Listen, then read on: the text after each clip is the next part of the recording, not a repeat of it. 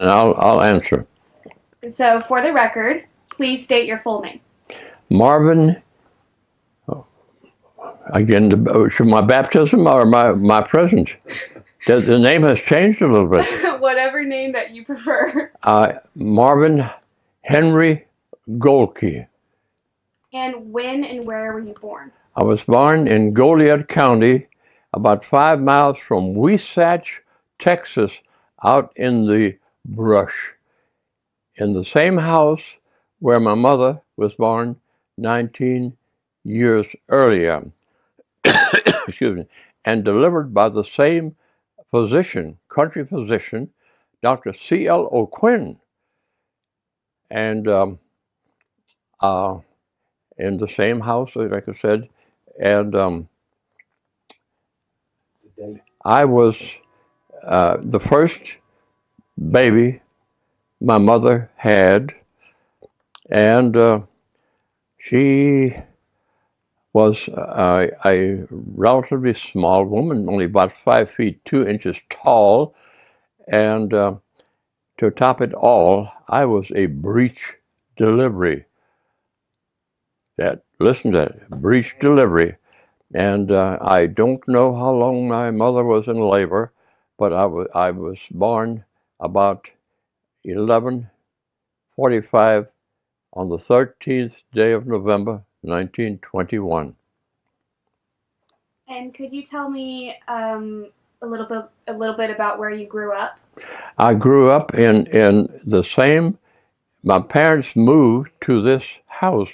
This house was my grandparents, my maternal grandparents' house and land, where it's in a very primitive rural area.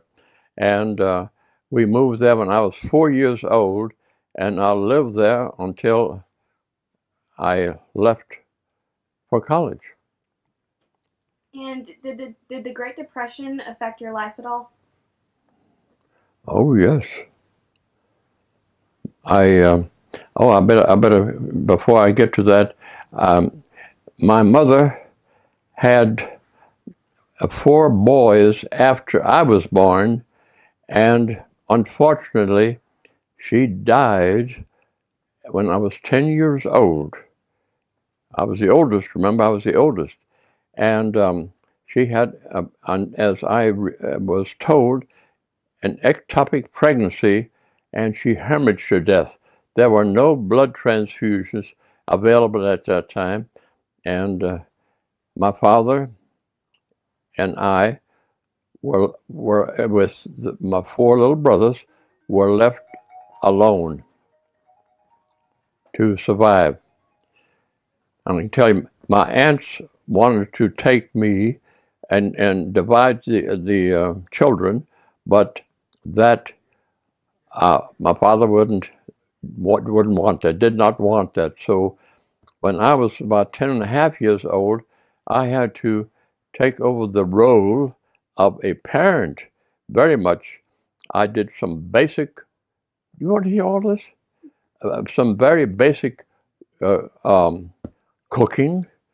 I washed, 10-year-old, washed my little brother's diapers, and we lived in a very primitive area, and this was, remember, this was the beginning of Depression.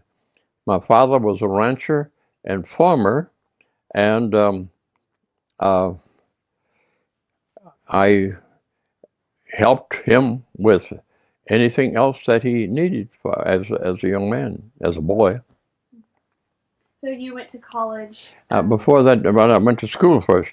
We I went to school. We had to be 7 years old when we started school, and this was a rural one-room schoolhouse uh, called Post Oak School, and you had to be 7 years old, and I began school there. I could not speak English. My parents spoke German. Uh, my grandparents spoke German, and I could not speak English. But that did not take very long. In a few weeks, I was able to communicate with the other students. Of course, the other students were basically of German ancestry too, and so there was no communication problem. And you went to college? Then I went from after there was a 7-year postal, 7 year. I went to Goliad, a graduate from Goliad High School in 1940, and then in September I started college at Texas Lutheran College, which is Texas Lutheran University now in Seguin. You might be familiar with that probably. I went there because it was just a 2-year college. I obtained, by the way, I worked, here we go again. An uncle loaned me $150. I had no money. Papa had this Depression years, and he loaned me $150. And I had a $17.28 check that I got by chopping saws for the National Youth Organization. That's all I had. And I went to TLC, or Texas Lutheran College, for 2 years. I had 68 hours in 2 years, which is a lot of that's 4 semesters, 2 years, and I was at TLC on December the 7th, 1941, on a Sunday, Pearl Harbor Day. And it was on a Sunday. I remember that quite well, and I knew, being an able-bodied young man, that there would be an induction of most of us into the service. The government needed bodies. But I was a pre-med. I registered for the draft in Guadalupe County in Seguin, and being a pre-medical student, that was considered an essential occupation, and they deferred me from the draft as long as I was in college. Then in 1942, I transferred to the University of Texas in Austin, and I had 66 hours transferred because of a 10-hour physics course I had at TLC was only worth 8 credit hours. So, but I had 66 hours, in other words, officially transferred to the University of Texas in Austin, and I went to University of Texas, then under a deferment and as a pre-med, and while I was in the University of Texas, there was a booth. I took they call it Army Specialized Training Program. I took that test, and you had to have an IQ of 120 or higher, and I was informed that I qualified. So after then, in September of 1943, I was actually ready for medical school, and since I had passed the Army Specialized Training Program and had little or no money to continue medical school, I told the draft board in Seguin to call me up and draft me, and that I was hoping to go to medical school under this Army Specialized Training Program. So I was inducted September. Let's see. You have a date. Yeah. Well, when I went to October the 8th. Yeah. And was sent to Fort Benning, Georgia, for infantry basic training under the ASTP program, as the Army Specialized Training Program, and hoping after basic training to be sent to medical school. After basic training at Fort Benning, Georgia, all AST programs were discontinued because the Army, the government needed bodies, needed soldiers. So I was transferred to Camp McCain, Mississippi, to the 94th Division for advanced infantry basic training with our outfit destined for overseas duty and in Europe. And I read that the 94th Infantry Division was the first to receive expert infantry recognition at Camp Where did McCain. you read that? Oh, I read it online. Well, we qualified as an expert infantry soldier. I did that, and we were at camp. At camp. Oh my goodness. Camp McCain. Camp McCain. That's M-A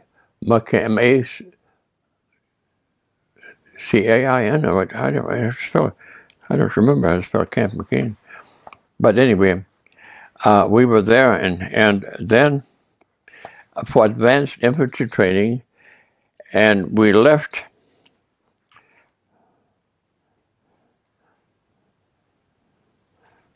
I don't remember when I have that in a book. Was it August 1944? Around that time? Yes. Look at that big book. It shows that I think it was. I think it was September the 12th. I think it was. Don't remember all these things. Goodness. It's okay. Well, it's okay. Beg pardon? Well, it's okay. The dates just keep going. What was your military specialty in the Army? An infantry rifleman, cannon fodder.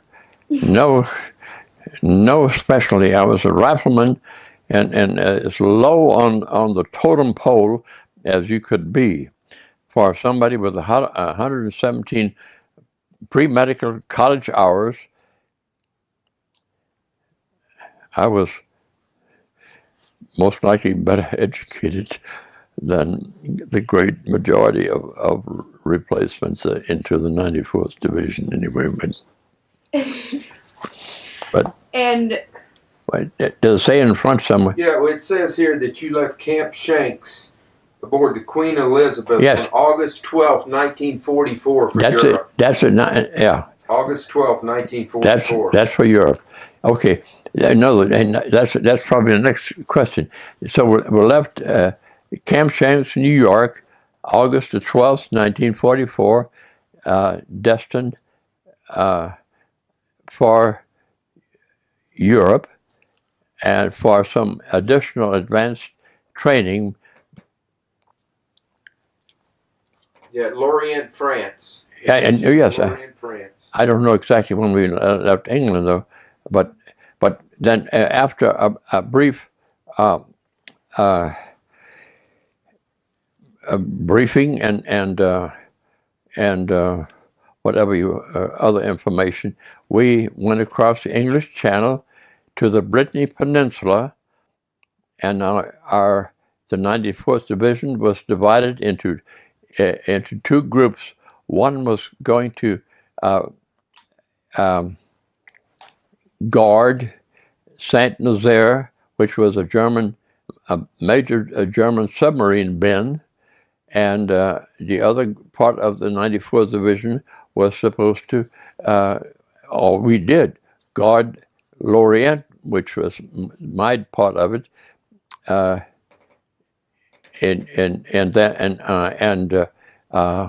which was also a major German submarine bin. And during all that time, the Germans, we had them bottled in those two cities, or those two ports, those two bends, they were still active in the English Channel and so forth, sinking ships. In fact, some of this is hearsay because I didn't, but we heard this by hearsay. The 77th Division was crossing the English Channel to replace us, probably sometime in the latter part of November or so, and the German submarines sank some of the 77th transport people, including their commanding complement. And as a result, they were understaffed, and they were not able to replace us. And so that's an added thing that I heard by hearsay. And did you speak German still when you were in the Army? One time, and we'll get to that. Okay.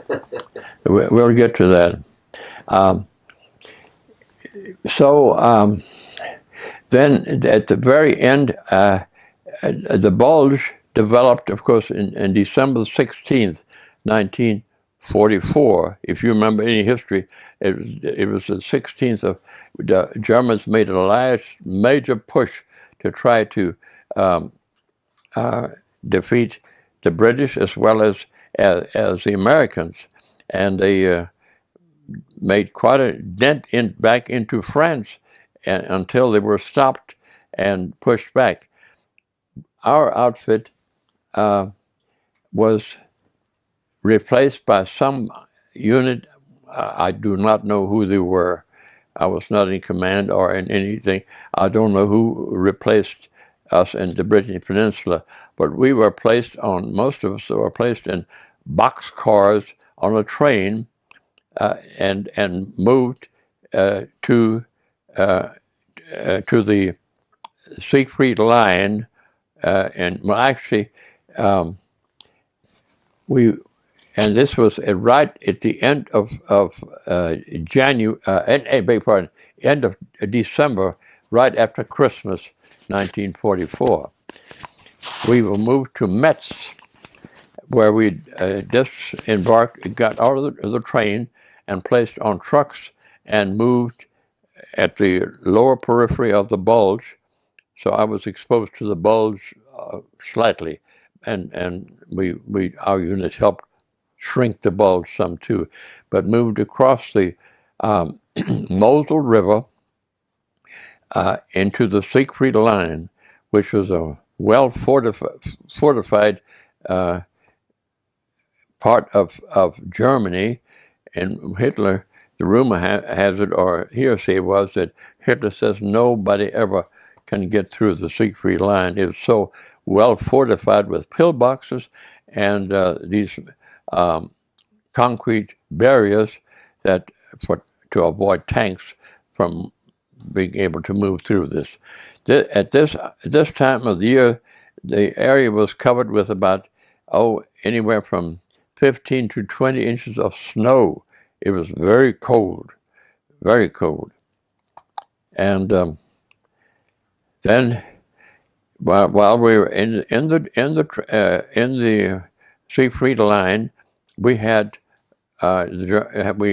pushed the Germans back some, but things came to a bit of a halt, and until later in January. Now, our unit, the 301st Regiment, part of our the companies in that were assigned to take the city of Orsholz. That's Orshholz.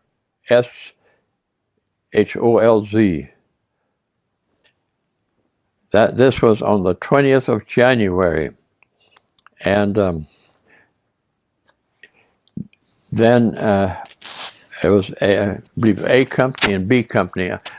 Some of this may not be very accurate. This is It's okay. I didn't mess it up, did I? No. I just was fiddling with something.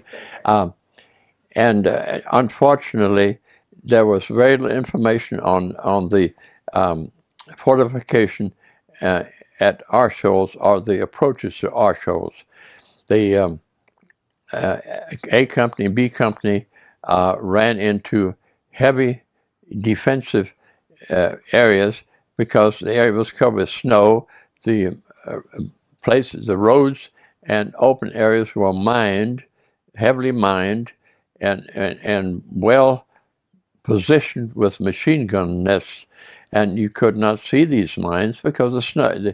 These mines were snow covered. The attacking group was under Captain Schwab, and they were trapped and couldn't get out or advance any further. And then on the 21st C Company, which was my company, we were assigned to relieve the trapped Americans, and in an evening attack, and that was a very ill-fated attack because we ran into these minefields and sustained heavy casualties. And I don't know exactly how many were killed or wounded, but it could, out of a company of something like 150 men, we lost possibly as many as 50 or 60 men wounded or killed. I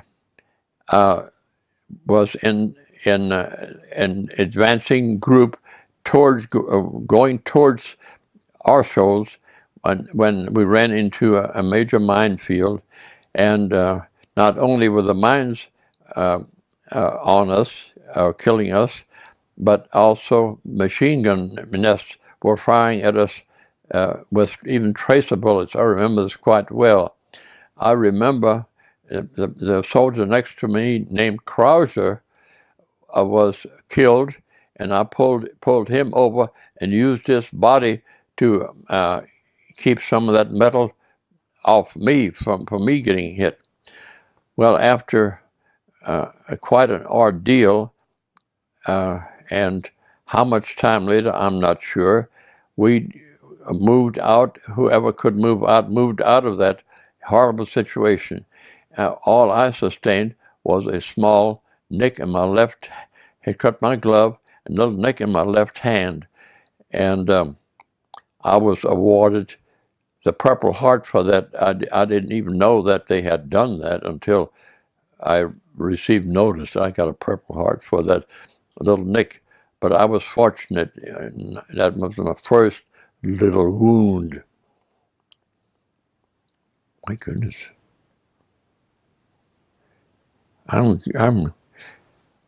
You still going? Yes. So, did you think that your training adequately prepared you for combat? It certainly helped, but there is no exact. You do not what combat entails until you are in it, and certainly, again, you're recording me here. I did not plan to be a hero in any way at all. My goal was to do what I had to do or should do and to survive. Being a hero, I was not in my mind in the least. But after this ill-fated assault on our shoals, that was on the 21st of January, we had other units in the 94th Division were attacking other small villages and the like, and about which I know very little or nothing practically. The next thing that involved me was on the 20th of February. By the way,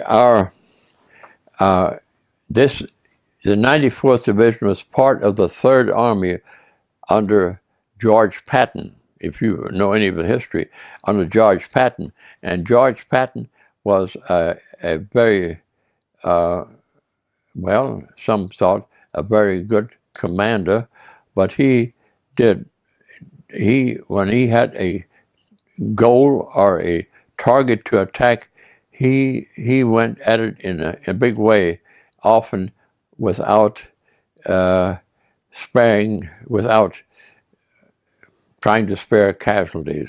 His word is, he was determined to gain the objective. Then on the 20th of February, a bigger push began. This was a push to try to get the Germans out of the Siegfried Line.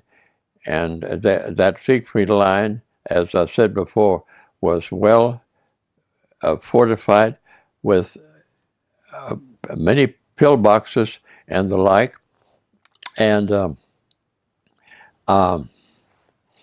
so we began. Our objective was, I was a squad leader at the time, there was a cluster of trees for us to attack, but we moved up in early morning, barely before dawn, up a valley, wooded valley, but apparently the Germans knew that we were moving up, and they fired at us with artillery and mortars. I remember seeing, just a matter of a few inches from my left arm, as we crawled some of the way, of a piece of shrapnel, red hot, was sizzling in the mud. The snow had melted by that time. It was sizzling in the mud right next to me. Didn't hit me though. But we kept moving forward and towards that wooded hill area. And as we approached that, we lost some in a wave of soldiers. The Germans fired, and we could see some gaps in that wave of soldiers before we got close to the hill, and they had casualties there. But when we got closer to the hill, we ran into a shoe minefield. And before we realized, there were 4 or 5 of the attacking Americans had their foot blown off or mangled, and they were laying in the mud because the snow had melted. And I remember, well, before I get to that, when that happened, being a squad leader, it was my job to clear a path for us so we could move up forward towards that wooded hill. Whether there was a pillbox in that hill, I never know. I don't know. But the Germans were there, and they were firing point blank at us from that spot, from that cluster of trees. And so it was my job. There's something known as primer cord that you can attach it to your M1 rifle, and if you fire that across a minefield, I'm not looking at you. I got a visual vision of. I could draw you a map of that minefield. I fired a primer cord across the minefield, hoping that it would detonate these shoe mines, so we'd have a path to attack the hill. Well, so we made my squad. We made a dash for that path. Unfortunately, the primer cord had not detonated those mines. They were there and very active still. 2 of my men in front of me apparently made it through the minefield, and then the person behind me, I remember him quite well. His name was James Langdon. I think he was only 19 years old, a rather baby-faced type of guy, but he was a good friend of mine. And he stepped on one of those and got his right foot practically blown off, and his left foot hit another mine as he fell, and it mangled his left ankle too, and then a second man behind James Langdon stepped. A little Jewish boy stepped on mine, had one foot blown or mangled, and nobody else. When they saw that, nobody else followed that path because it was still laden with shoe mines. And at the same time, the Germans were firing mortar shells at us and machine guns, burp guns we call them, at us. And of course, we'd like to stay as low down in the mud as possible. I didn't know what damage I had to my back and my buttocks, but I had a bunch of mud and crud blown into my back, and it was very uncomfortable. I didn't know how badly I was hurt, or if I was hurt badly at all. But as they kept firing at us, of course, first of all, I cut some cord off my bandolier and put a tourniquet on James Langdon's right leg to stop the bleeding, but because that was the worst injury he had. And since the Germans were still had us in line, I looked for a lower place because we were still sitting ducks, so to speak. There was a depression just a few feet to my left, and I was scooting over to that when I saw that since the snow had melted, there were about 3 or 4 shoe mines on the very periphery of that. If I had slipped and crawled into that, it would have killed me. I would have set these mines off. And while we were laying in this mud, I remembered to the right, this is not part of my immediate group or squad, that there were several of them with their feet blown, and I remember a young man yelling for some time, I don't know whether he died or not, called for his mother. He called for his mother to help him. Of course, that was very sad to hear that, but he was in trouble. He knew he was in trouble, but he wanted his mother. Well, the point is this: I did not try to get out of that position where I was because I did not know whether I'd set off some more shoe mines. So nobody could, since there was active combat going on to the right and left and to the front of us even. We lay in that minefield in the mud all day from early morning until late evening, until some Americans from the rear echelon moved further up, until they used bayonets to probe a path for us and get these active shoe mines out of our way. And I remember getting out of that minefield and walking back. I don't remember how Jimmy's body, James Langdon's body, was moved out. I was moving out, and we walked. Excuse me, back. I don't know how far back, but there were Americans then, and so forth, and there was some bruising, but no real injury. So I got I got some clean clothes and a clean rifle, because the rifle I was carrying in the minefield was full of mud. I could have used it as a club, but not as a weapon. And I remember getting a clean rifle and a clean clothes. And this is something that has bothered me for years. But for the next 5 or 6 days, I have a total loss of memory, amnesia. I do not know what happened to outfit for 5 or 6 days after that. I know that our unit, because a fellow named William Kelly was also a good friend of mine, and he was alive and well. I asked him later on, what in the world, how did I react? What did I do for those 5 or 6 days where I have no memory? He says, well, you did what you usually do. We went to Auschwitz. Of course, Auschwitz had been had a lot of people had moved. Germans had moved out of it, and with minimal combat, we captured Auschwitz. He says, and moved then towards the Saar River, close to Taben, Taben, and but I don't remember any of that. That's all a blank to me. And because while we moved that way, the engineers were putting a pontoon bridge across the Saar River to move not only soldiers but also jeeps and possibly tanks across the Saar River.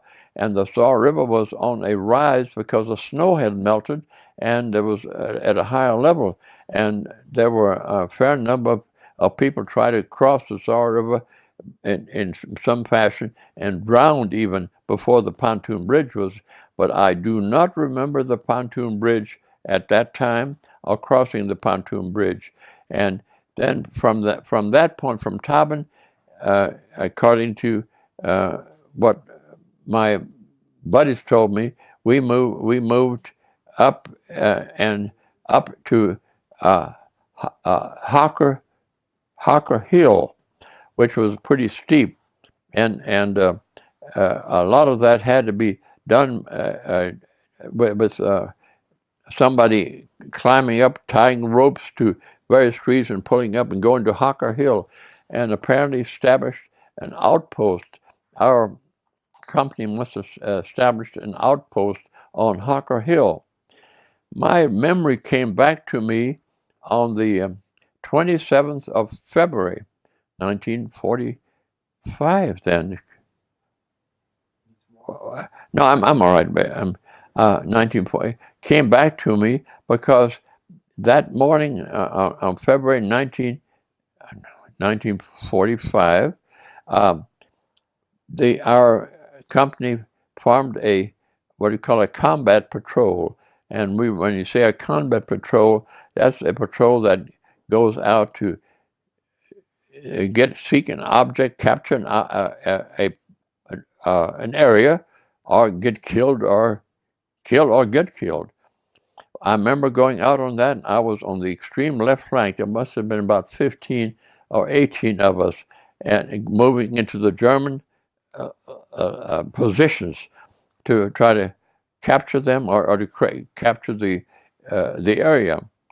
Well, we actually came under. I remember this now. Came under heavy fire from some German positions, and unbeknown to me, they pulled back. I was on the extreme left flank.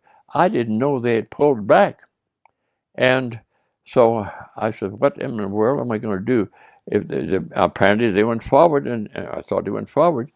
And so I kept going forward.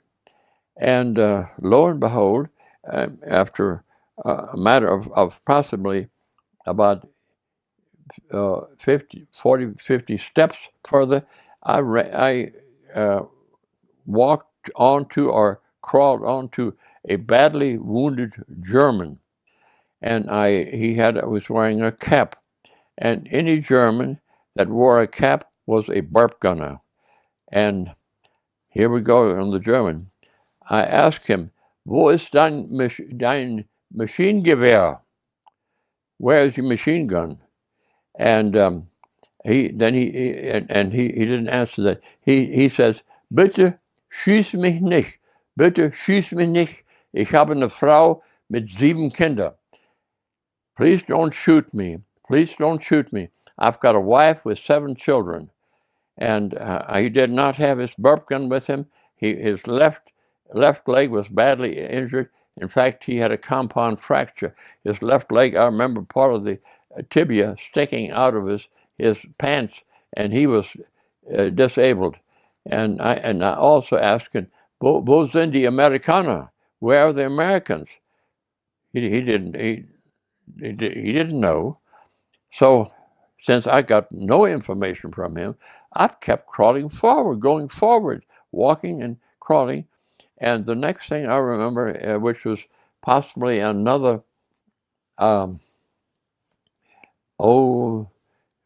maybe 50 yards or so further, I came upon a trail on the edge of the high point was there the Hawker Hill, but and there was a trail which the Germans used to move on carts ammunition and so forth, and that's they the soldiers put the ammunition on carts and moved it from place to place. And I realized that, so I got on that trail, and boy, I knew I was in trouble. I didn't know what I'd run, but I went on that for a very short distance. When of course, you eyes, I had good eyes. You eyes look every possible way you can see. I saw a fresh mount of dirt, and when I spotted that, then I saw a head with a cap on raising up. Burp gunner. First thing came a burp gunner. So what I did, I immediately, and I had my finger on the trigger, I fired 2 or 3 rounds at that head. And of course, that head disappeared. And I did not know whether I'd killed him or what, but and I was on this trail, and I knew that they'd come for me or do something. And fortunately, on my left side was a good-sized boulder. I got behind that. Well, they opened up on me, but I was behind the boulder, so they didn't get me. But and finally they stopped, and I stayed behind that boulder for I don't know how long, probably several hours. And the Germans, but I was waiting for them to come and try to get me. Well, they did not come, but I could hear them talk. They were right below me. They were so close, I could hear them talk in German, of course, and I could even hear them walking. And as the leaves rustled when they walked in the leaves, I could hear them. They were so close to me. Well, I knew I was in a wrong place and a place I didn't want to be. So I finally, on my belly, scooted around a bit and tried to size up the terrain around me. And a matter of about 18 steps or so, I see I was this way, behind me and to the right, there was an overhanging ledge. And this was very rugged country, overhanging ledge. And I thought if I could make it to that ledge, I'd be in better position to defend me. So, and the story also has that we had what we call the German stormtroopers, the SS boys, and anybody with a German dog tag, and Marvin Gohlke, German dog tag, they didn't take very kindly to them. They often made it a point to take their revolver out and put it to the mouth of the capture and pull the trigger, kill him, in other words. And I did not want to die in that manner. I was going to die fighting. So anyway, I scooted around and made a dash for that overhanging ledge. And fortunately, they must not have seen me or the like. I don't know what they were doing, but I made it there, and I got under that ledge again, on my belly first, and then in a sitting position, and I stayed there all day. And during that time, I was so determined, if they were to come for me, I was not going to surrender to them. I was going to kill as many as would come for me as I could get before they'd kill me. And all I did not drink water. That's all day long. I'd water. I didn't take my finger off that trigger off that rifle, and I had a bar of chocolate. It was issued in a K ration.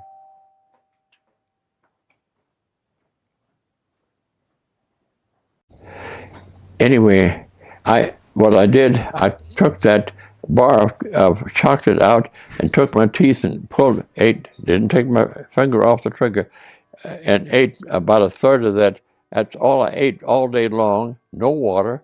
But I was watching in front of me, and like I said, I was not about to,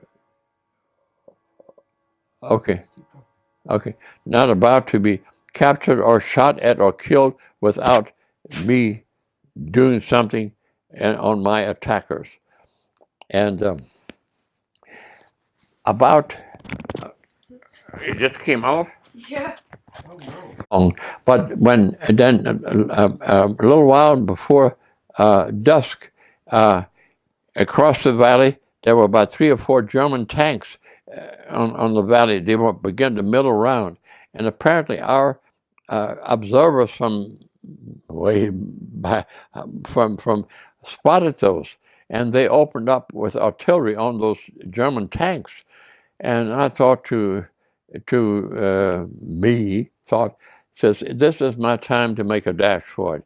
First of all, I've got to get back. If I want to get back to my own men, I've got to get back before dark, because they change passwords every night.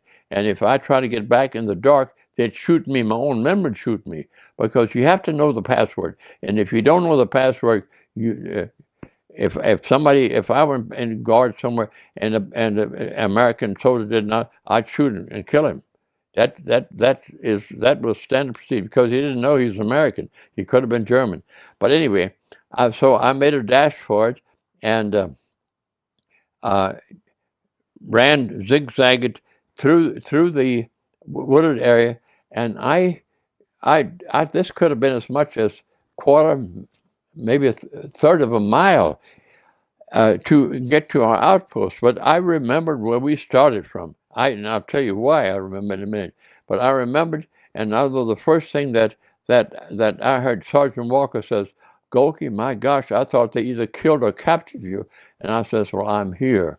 But anyway, because everybody had been assigned positions, guard positions in foxholes and so forth, I got to sleep that night. Anyway, but going back to knowing how to get back to my outpost, something I didn't mention early on, when I was a teenager, I had 2 dogs living out in the country, and this Depression years, and I hunted, and I hunted at night by myself with a carbide lamp and a flashlight, and I never got lost. I was miles away from the house in brush country that I'd never been to, but I never got lost.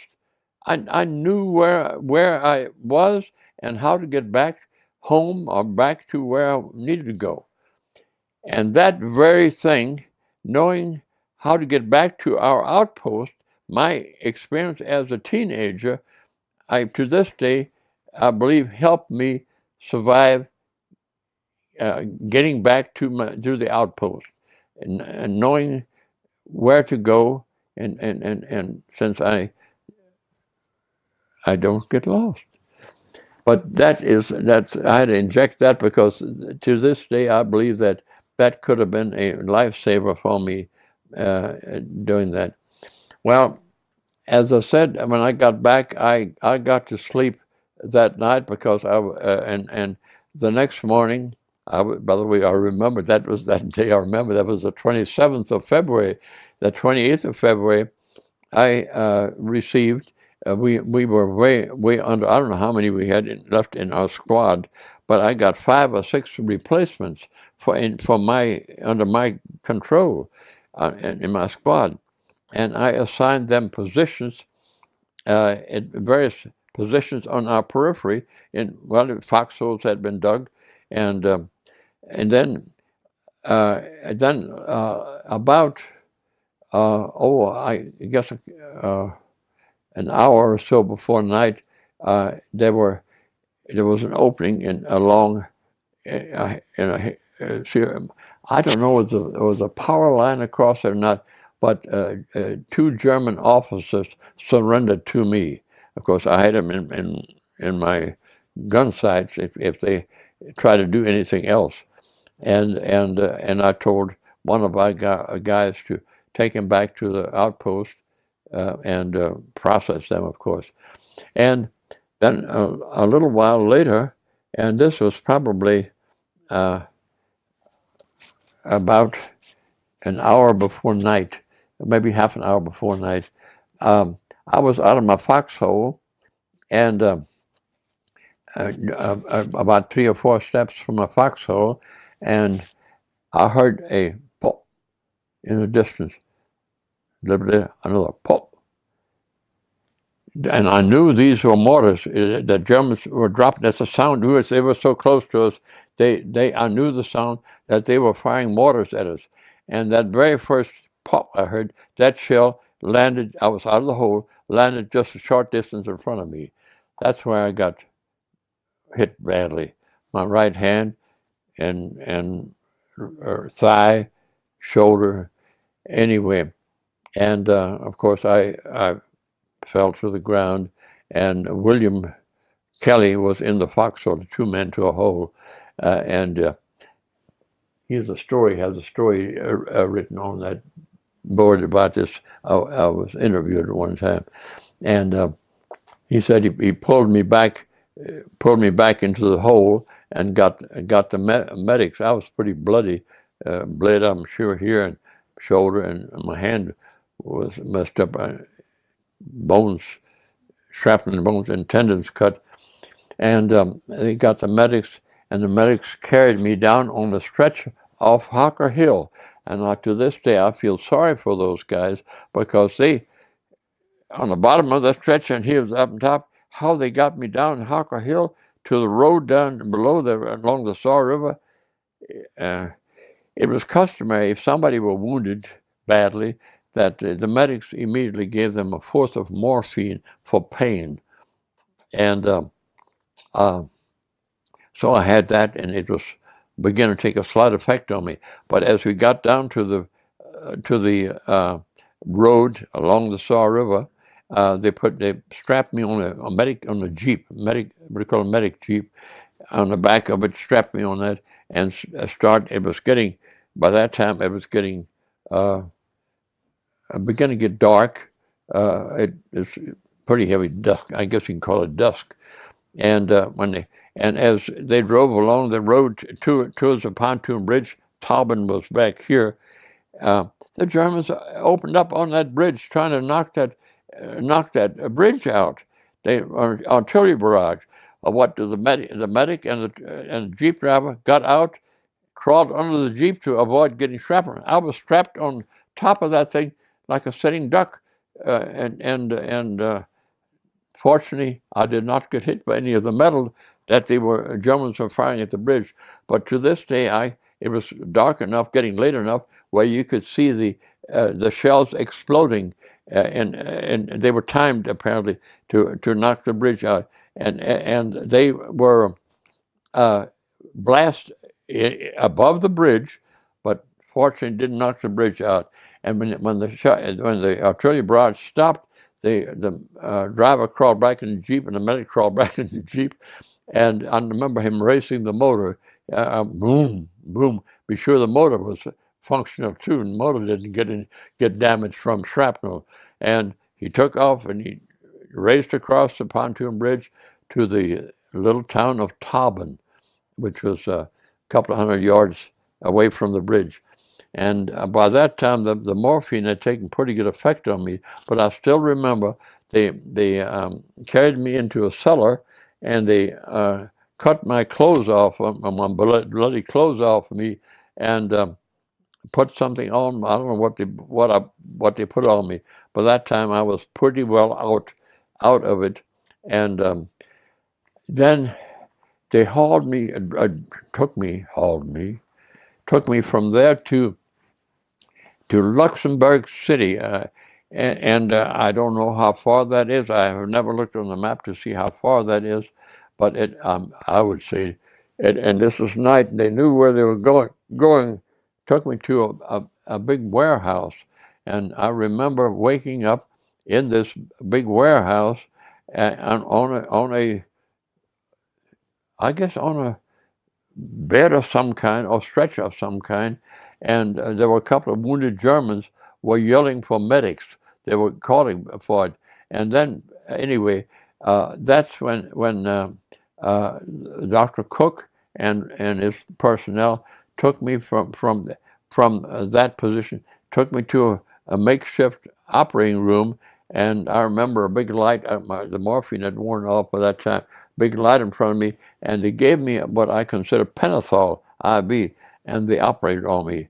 Dr. Cook operated on, of course, the pentothal. I was out with the pentothal, but he went ahead and put those, he took some shrapnel out of my right hand, and the mortar shelled the many small pieces, and there could be larger pieces too from it, and took that out, and the tendons, had to reroute some of these tendons on my right hand. Well, you can see these bones are shorter. You see the difference? This bone is prominent, but these bones are shorter. But I've got tendons and I've got working fingers. And they did that, and then the next day they flew me with a C-47 and a few other casualties to England, where they operated on me again on my right hand. And I stayed in, what do you call those hutments? Kwanzaa hut. Yeah, I was in that for, I guess, 10, 12 days or so. And Hold on. it came off again. For getting ready to move me to a wharf to bring me back to the States. Well, after that length of time, I still had a cast on my hand here with wire loops on here and rubber bands to work those fingers to try to get my hand functional again. And when I stood outside of the hutman, or whatever you want to call it, Quanda hut, and I was about to be picked up by a truck. Lo and behold, there was my brother Aldo, ALDO, who was standing out there. He came from Paris. He was with Supreme Headquarters. He was a lab technician, and he, of course, had access to other commanding position. And how in the world he got from Paris across the English Channel to England, where I was, I don't fully know, but I know there he was. If he had been an hour later, I would have missed him. I would have been out away from there. But there was my brother standing there, and surprised I'll never forget, a big surprise. Well, I came back then from England on the USS Black of course, as a casualty, and back to Camp Shanks, New York. And from then on, of course, I got some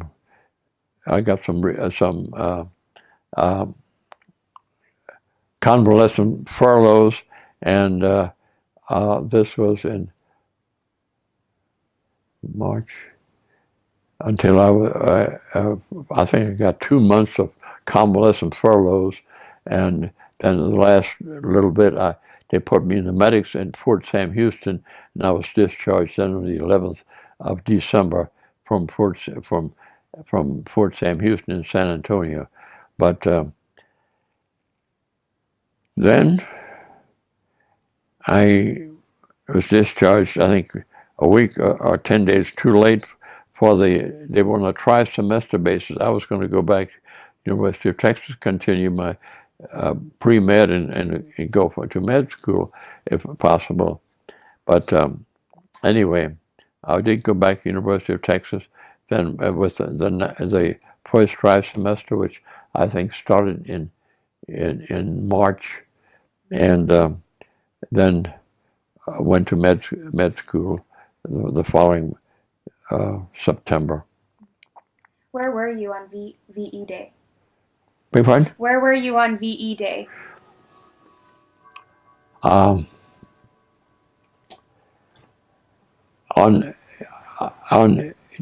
D-Day or VE Day, Victory in Europe Day. I'm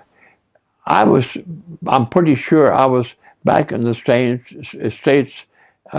You mean after the war ended, of course you're talking about, in the States on convalescent furlough, And at that time, I mean, that was news, and when I knew that the Germans were going to be defeated because they were retreating from the Siegfried line, excuse me, and so forth. And I was in the States on furlough, I'm sure convalescent furlough at that time.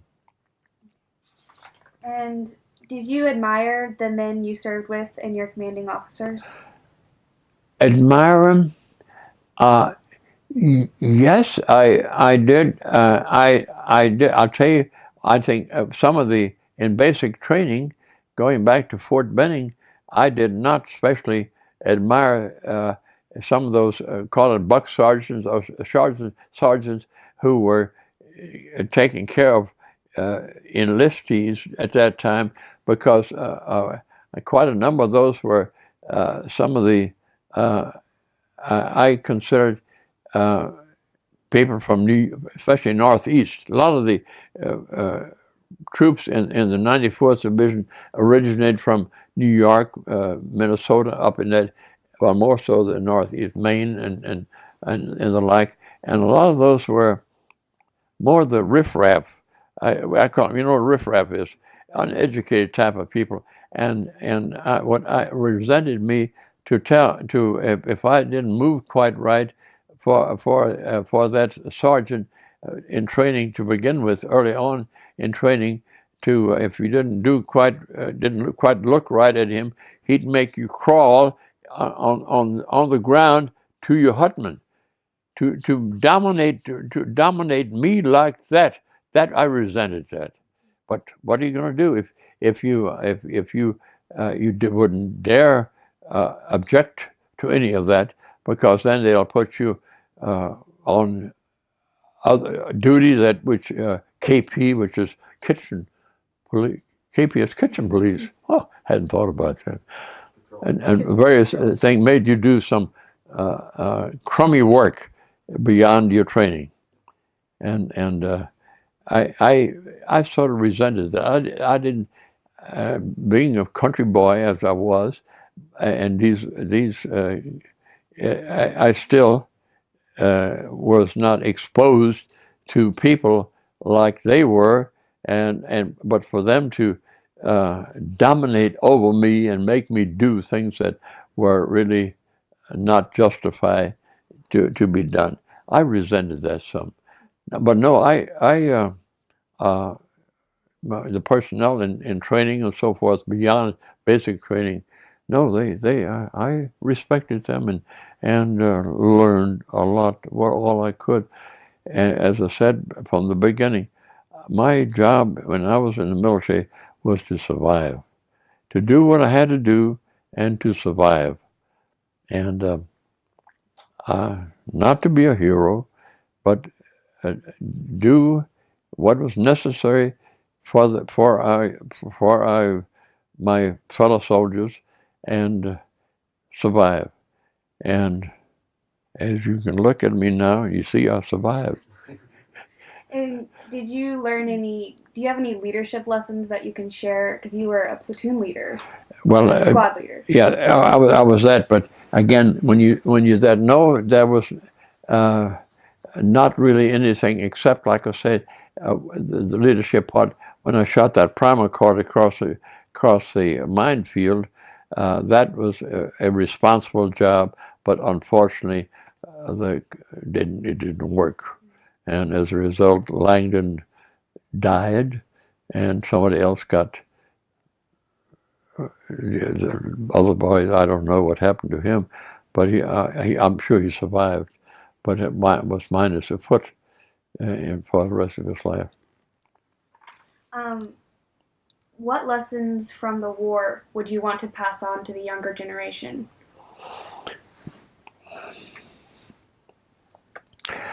Well, first of all, war is hell, and especially when you are cannon fodder, when you are in positions or in units where attacks go on. Of course, now there's still some assaults going on in present wartime. But a lot of the casualties that are sustained nowadays are the result of mines, of uh,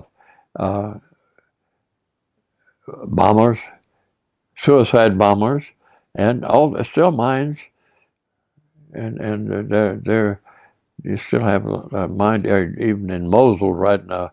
They're still clearing up a lot of mines in Mosul. You know what I'm talking Mosul. They still have a lot of civilians are going to be injured badly and even killed before the city of Mosul is halfway built back to where it be partly functional. And how did your service in World War II affect the rest of your life? Well, I can tell you that I sustained some what he called it PTSD. yeah.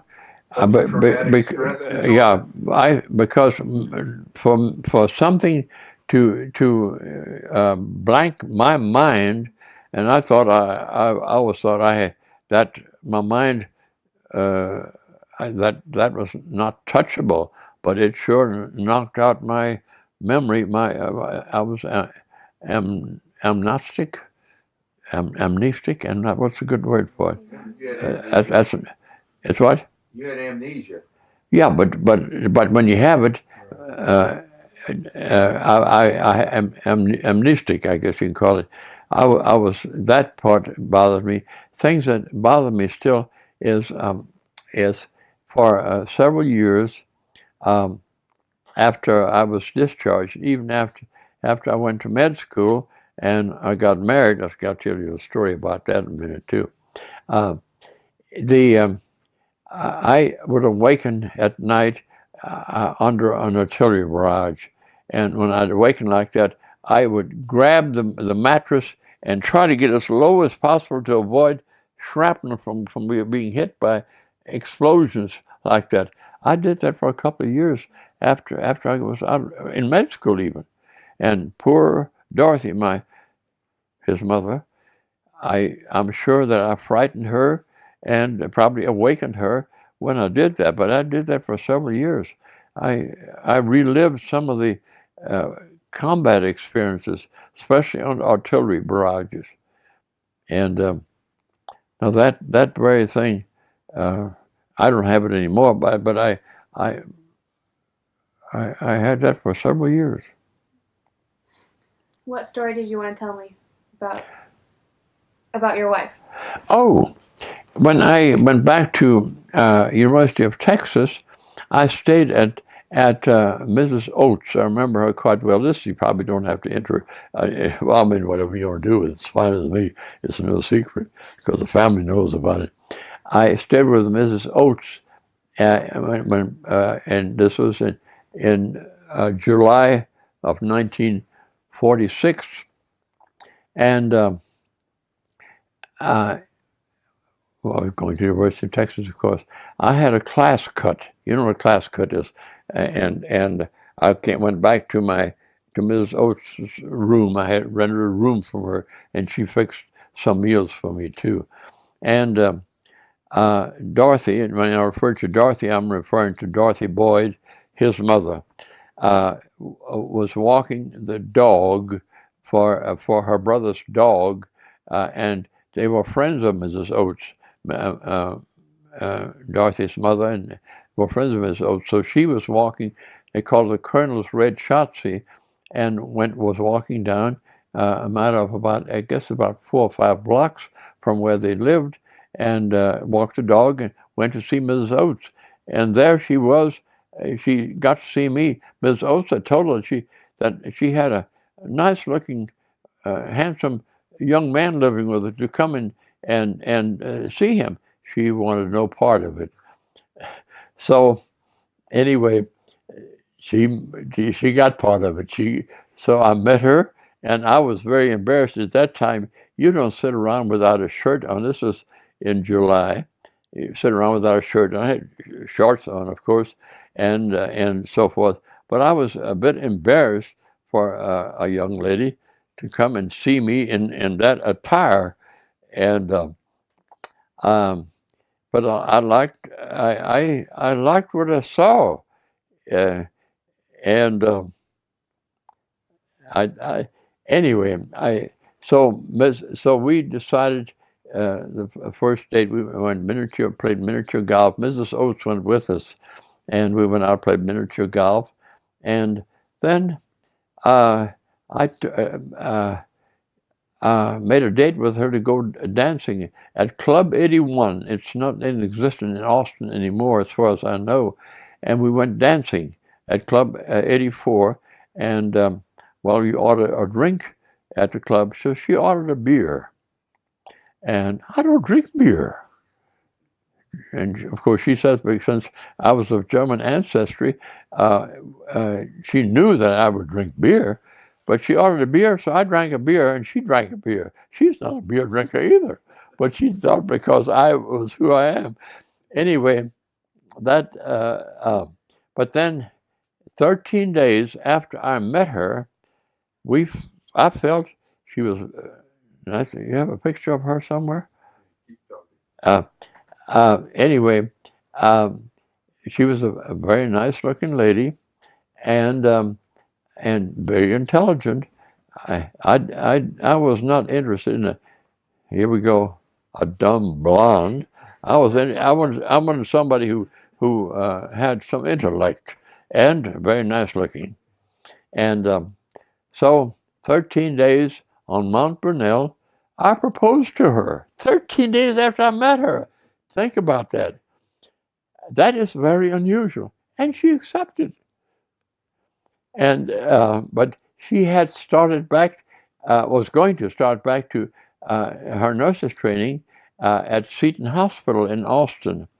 And she says, "Well, we're going to have to wait until I finish nurses training at Seton. I think another 2 years. I think that was a 4-year course at Seton Hospital. She had a couple of years before that."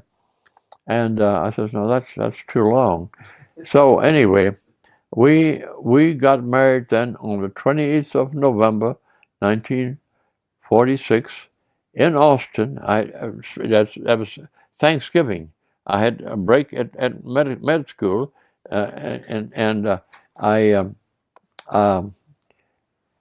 we got married in Austin and went back to, of course, we went back to Galveston then, and she helped me through med school because on the GI Bill you got some money for it, and books were paid for it, but you still had to live. So she worked and